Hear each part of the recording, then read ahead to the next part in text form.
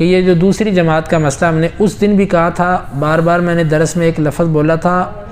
اس کا اہتمام ٹھیک نہیں ہے۔ اہتمام کے ساتھ اگر یہ جماعت ہوتی ہے تو یہ غلط۔ اتفاق سے ایک بندہ آیا وہ رہا ہے اور دوسرا بندہ اس کے ساتھ مل کے جماعت کروا لیتا ہے، اتفاق سے 2 ساتھی اکٹھے ہو گئے، جماعت ہو گئی،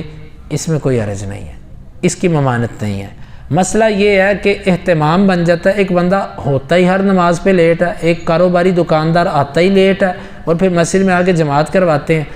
27 درجے کا اجر تو اسی نماز کا ہے جو پہلی جماعت ہے۔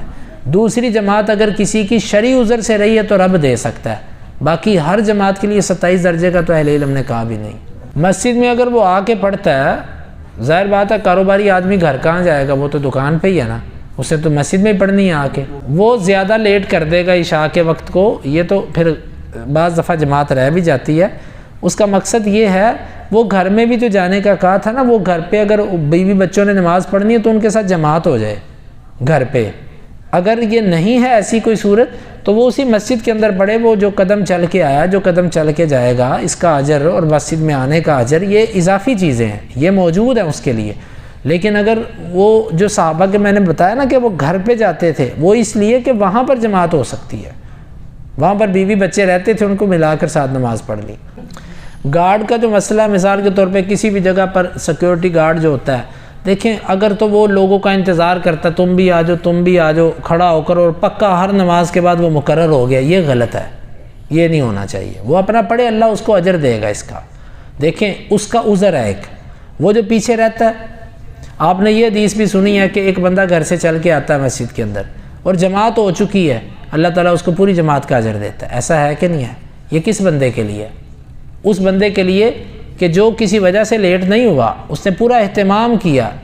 آج کل تو ویسے گھڑیاں بن چکی ہیں نا، آج کل یہ معاملہ تھوڑا سا بڑا حساس ہو گیا ہوا ہے، وگرنہ یہ تو اس دور میں تھا، اذان کا بھی نہیں پتہ چلتا تھا بعض دفعہ، اور بعض دفعہ نماز کا ٹائم بھی مقرر نہیں تھا، تو آئے کبھی نمازی زیادہ جلدی جمع ہو گئے تو جماعت جلدی ہو گئی، لیٹ ہوئے تو لیٹ ہو گئی، تو کبھی آتے تھے تو جماعت گزر گئی ہوتی تھی۔ آپ نے فرمایا جو جماعت کی نیت سے گھر سے چل کے آتا ہے مسجد کے اندر، اس کو جماعت کا اجر ملے گا، جماعت ہو گئی ہوئی ہے تو۔ اگر تو کسی نے کوتاہی نہیں کی، اذان سن کے بیٹھا رہا ہے، چائے پی رہا ہے، مزے لے رہا ہے، بعد میں اٹھ کے جا کے مسجد کے اندر آ کے کہتا ہے چلو دوسری جماعت کروا لیتے ہیں، مہمان آئے ہوئے تھے جی دوسری جماعت کروا لیتے ہیں، گاہک کھڑا تھا دکان پہ، یہ تو کوئی عذر نہیں ہے، مہمان کوئی عذر نہیں ہے، گاہک کوئی عذر نہیں ہے، یاری دوستی کوئی عذر نہیں ہے، چائے کی مجلس چل رہی ہے، ویسے کھانے کے علاوہ کوئی ویسے جو جس کو کہتے ہیں کہ انسان مزے کے لیے جو چسکے کے لیے بیٹھا ہوتا ہے، وہ مجلس کوئی عذر نہیں ہے اس کے لیے۔ ہاں شرعی عذر یہی ہے کہ سویا رہ گیا، بھول گیا، بیمار تھا، غشی آ گئی، اس طرح کی جو چیزیں، یہ شرعی عذر ہے، یا کسی نے جبراً اس کو روک دیا، یہ شرعی عذر ہے، اس کے علاوہ تو کوئی شرعی عذر نہیں بنتا۔